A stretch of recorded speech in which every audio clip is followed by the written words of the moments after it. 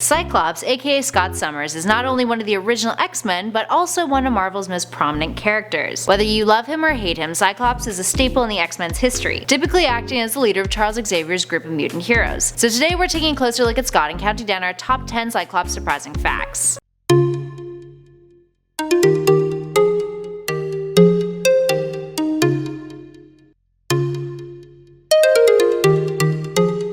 And at number 10 is the first X-Man. Scott, who was orphaned after his parents died in a plane crash, was the first of the X-Men recruited by Charles Xavier, and was handpicked to lead his team. He's highly considered to be the very first X-Man of the group, and was originally called Slim Summers up until the third issue, in which his name was changed to Scott. So why Slim? Because of his thin body frame. Up next, number 9 is publication history. When we were first introduced to Cyclops in X-Men number 1 in 1963, the character was already leading Professor Xavier's X-Men, with his origin story later being published in Uncanny X-Men number 38, which was then later refined in Uncanny X-Men number 144 and 156. Created by Stan Lee and Jack Kirby, Lee has stated that Cyclops is one of his favorite X-Men, along with Beast, stating that, "I love tortured heroes," and he was tortured because he couldn't control his powers. And number 8 is Psychic Affair. During the battle between Xavier and his evil twin sister Cassandra Nova, Cyclops gets tormented quite a bit. Nova puts his mind in a black bug room that feeds off of his insecurities, disabling him, resulting in him being quite unstable even after Nova is defeated. Meanwhile, Jean Grey's connection to the Phoenix Force is deepening, causing her and Scott to drift. Enter the Psychic Affair. Scott begins to undergo psychic therapy sessions with Emma Frost to help him overcome the trauma, but those sessions turn into something a little steamier. While they didn't have any physical contact, the affair was sexual in nature, and revolved around fantasies of Jean Grey. And at number 7 is his death. Scott recently died and then came back again, and then died again, as is the nature of comics, friends. So how did this go down? Well, during Secret Wars, Dr. Doom snapped his neck after Scott attempted to use the power of the Phoenix to defeat him. Then, during Death of X, he's killed by the Terrigen Mists, causing him to suffocate and look like this.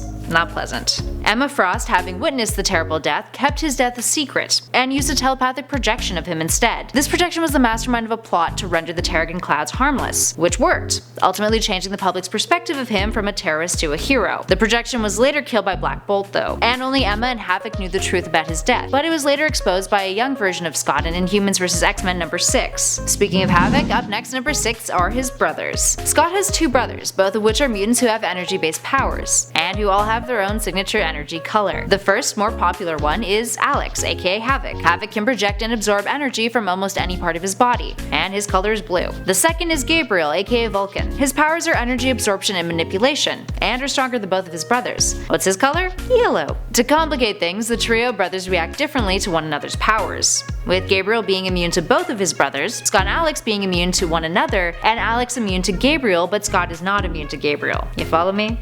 So Scott kinda gets the short end of the stick here. And at number 5 is Cable. Speaking of family, let's take a look at one of his offspring. Cable, aka Nathan Summers, is a mutant from a possible future timeline, and is the son of Scott and Madeline Pryor, aka Jean Grey's weird clone. He was transported to the future by Scott when he was only an infant, and eventually returned to the past once he had become a warrior. It wasn't until after he got his own title in 1993 that it was confirmed that he was Nathan Summers and Scott's son. And at number 4 are the Starjammers. While Scott's initial origin story has been refined over the years, it's pretty much remained canon that he and his brother Alex were orphans after his parents' death in that plane crash. But his father received some more embellishing during Chris Claremont's run with the X-Men when Dave Cockrum convinced the writer to include characters he had created called the Starjammers in the X-Men comics. This led to one of the group, Corsair, being Scott's father. The Starjammers are space pirates who made their debut in 1977's Uncanny X-Men 107, with Corsair's origin story picking up after Scott and Alex were thrown out of their plane with the family's only parachute. Corsair, or rather Christopher back in those days, was teleported up into an alien spaceship with his wife, was then made a slave, he tried to escape, got his wife murdered because of his escape, was sent to a mining camp, broke out with some others who were also prisoners, and then formed into a group of space pirates. Yeah. They eventually made their way to Earth and helped the X-Men from time to time.